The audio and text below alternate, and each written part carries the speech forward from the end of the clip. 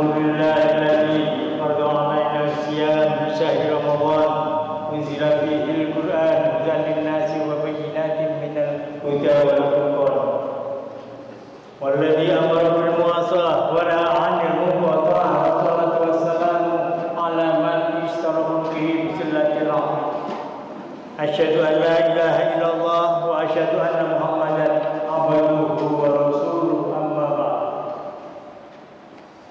Jamaah Masjid Syuhada yang berbahagia, tidak terasa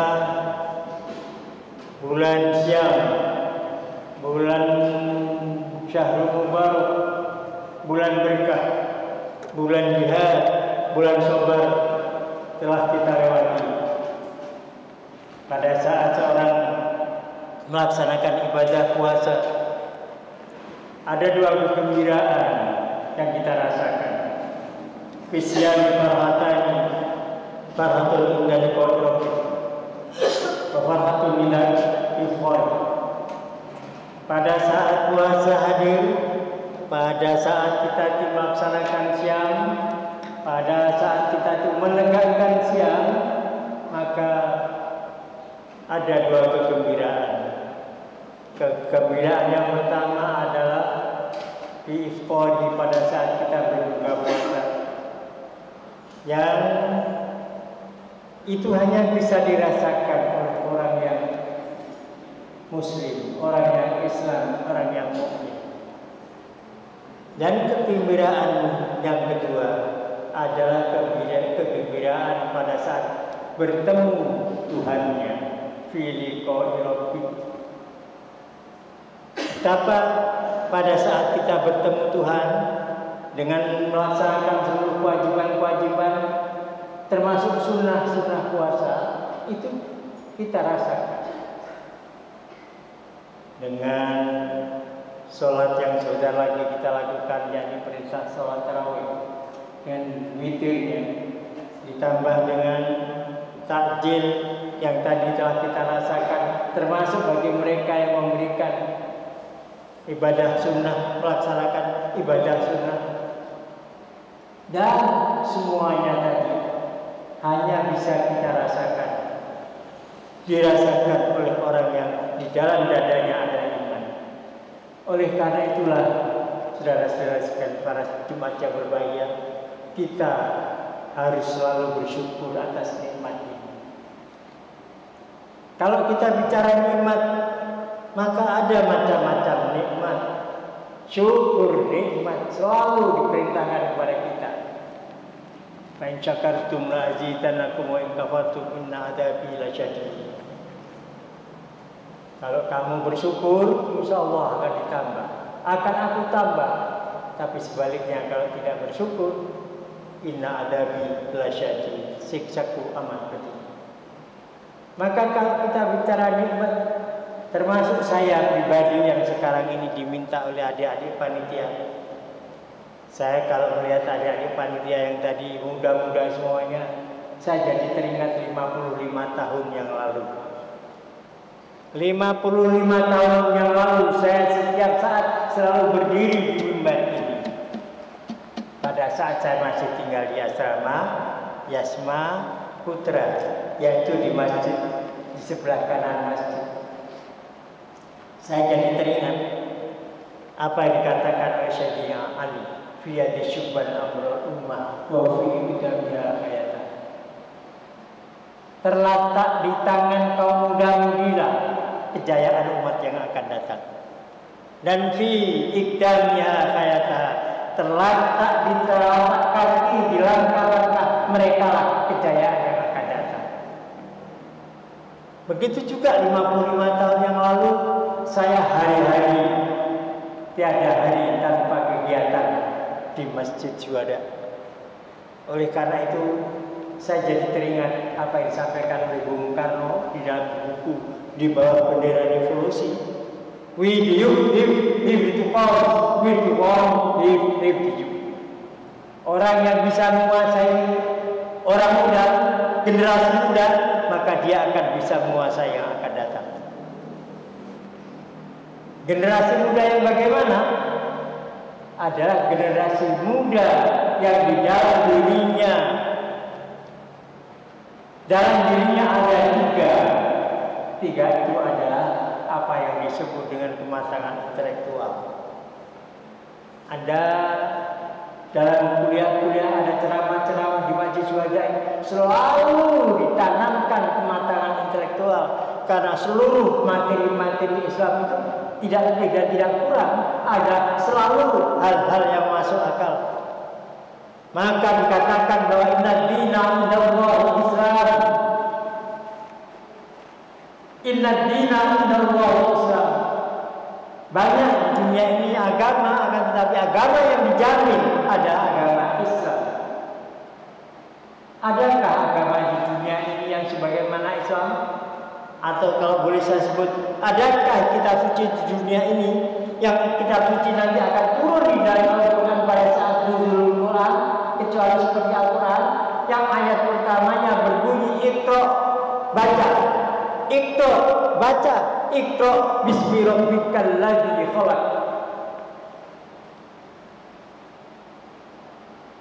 Al-Quran yang dibawakan oleh seorang yang namanya Muhammad Sallallahu Alaihi Wasallam, yang setiap hari kita baca, kita ucapkan, kita ungkapkan, kita lafazkan selama 17 rakaat.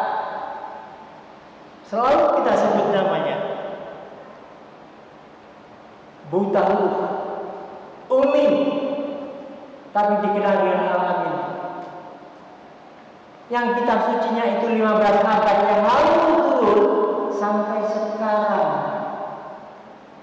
Tidak ada satu ayat pun yang bertentangan dengan akal pikiran manusia. Bahkan ayat suci itu adalah 15 abad yang lalu sampai sekarang tidak berubah. Ayat, koma, titik, lafaz itu tidak pernah berubah. Bandingkan dengan kitab suci yang ada di dunia ini. Mungkin sekian ratus tahun berubah, dirubah.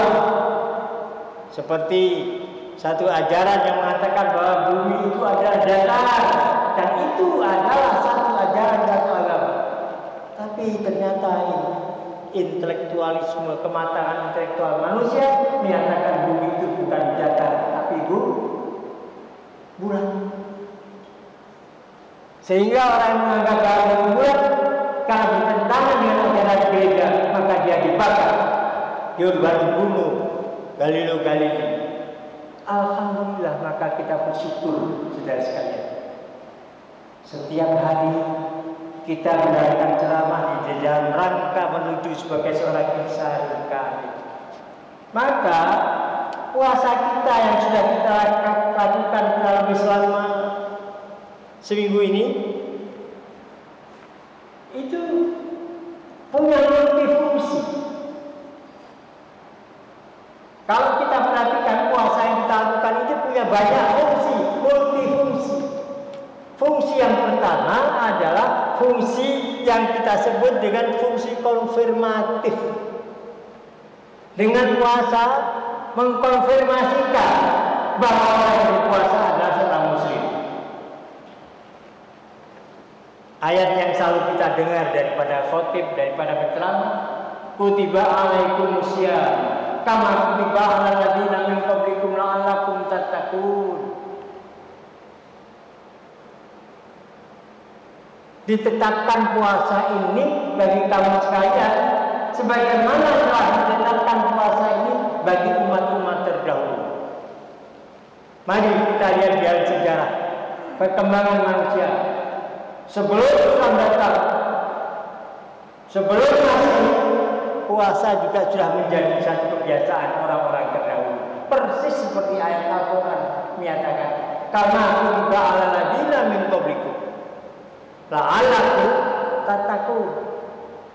Kita lihat dalam sejarah perkembangan agama, ada puasa seperti puasa yang dilakukan oleh orang Meksiko, yang dilakukan oleh Eropa, orang Buddha, orang Nasrani, dan lain-lainnya. Bahkan di dalam kepercayaan Jawa saja kita lihat dahulu ada kepercayaan yang puasa, misalnya puasa mutih puasa ngerowok, puasa kalau dulu adalah puasa menghindari daripada perbuatan dan macam-macam, sehingga kalau Al-Quran menyatakan demikian bukan mustahil. Oleh karena itulah saudara sekalian, fungsi pertama, fungsi puasa yang pertama adalah fungsi konfirmatif. Hanya orang Islam yang bisa merasakan, mengkonfirmasikan orang yang puasa seperti ini dari muncul dari fajar sidik sampai tenggelamnya matahari adalah orang Islam. Konfirmasi, pengukuhan. Kemudian fungsi selanjutnya, maka kita lihat bahwa fungsi puasa yang kedua itu yakni yang disebut tazkiyatun nafs, mensucikan jiwa. Sering dikatakan fungsi yang kedua itu adalah fungsi purikatif. Kita tahu saudara sekalian bahwa manusia itu pada dasarnya terdiri dari dua unsur, jasmani dan rohani. Kalau jasmani jelas, kita butuh makan, minum, sandang, pangan. Tapi di samping fisik, maka juga manusia itu punya unsur jiwa, nafas. Maka dengan puasa ada fungsi yang kedua yaitu yang disebut dengan mensucikan jiwa, tazkiyatun nafs. Bahwa ini enggak boleh, ini boleh. Bahwa orang itu cenderung kepada sesuatu yang buruk, tapi maka dia pada saat puasa segala sesuatunya yang baik-baik itulah yang diperintahkan. Bahkan hadis Nabi mengatakan, begitu ada sesuatu yang mengganggu kita, cenderung untuk berbuat tidak baik, maka dikatakan inni shaim. Jadi bapak-bapak, ibu-ibu sekalian, luar biasa puasa. Bahkan kalau kita melihat salah satu fungsi yang sekarang ini erat kaitannya dengan bidang kesehatan. Bidang kesehatan, apalagi sekarang ini kita ini berada dalam era pandemi COVID, sangat erat kaitannya dengan kesehatan. Maka fungsi puasa ini adalah fungsi selanjutnya adalah fungsi preservatif, yakni fungsi kesehatan, menjaga, memelihara. Kemudian selanjutnya itu adalah menyehatkan. Maka Rasulullah SAW mengatakan sumu tasifu, hendaklah kamu berpuasa, insya Allah kamu akan menjadi sehat. Kalau secara hal bisa kita katakan lambung manusia itu dengan fungsinya itu akan bekerja. Kalau orang makan 3 kali sehari, pasti selama 3 kali 8 jam lambung manusia itu bekerja terus menerus. Akan tetapi pada saat sekali dia istirahat dalam bulan puasa ini, maka itu akan membuat satu masa peristirahatan dan itu akan menyehatkan. Oleh karena itu kita bisa melihat kenyataan bahwa betapa bahwa sebetulnya fungsi puasa yakni fungsi preservatif itu, yakni menyehatkan, itu memang betul-betul terjadi. Nanti saya tadi ketemu dengan anak-anak saya, salah satu putra dari warga Swadaya yang dokter, pasti dia akan bisa menjelaskan lebih spesifik lagi tentang fungsi puasa preservatif. Saudara-saudara sekalian, jemaah yang berbahagia, mudah-mudahan apa yang saya sampaikan ini mampu untuk memberikan satu bahan yang mungkin ada manfaatnya, sekaligus mengenang kembali 55 tahun yang lalu saya sering berada di sini.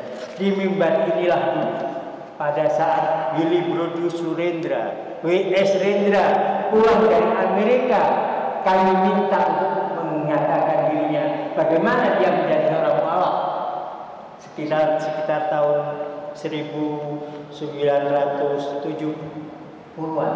Begitu pulang dari Amerika, melihat kehidupan Amerika yang seperti begitu pulang kemudian dia menjadi seorang mualaf, kami undang di Bali.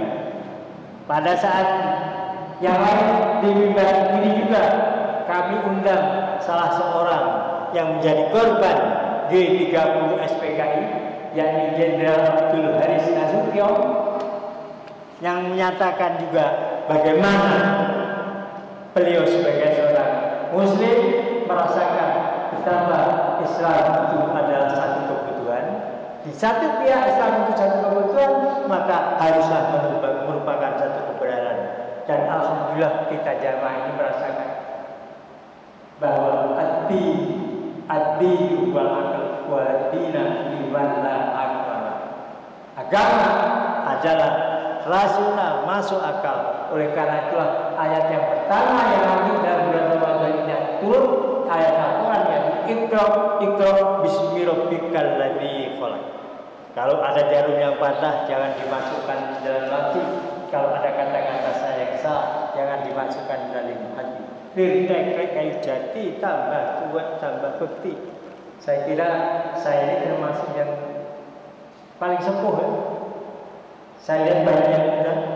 Sebaliknya yang setengah umur, kita nanti pada saatnya akan kembali.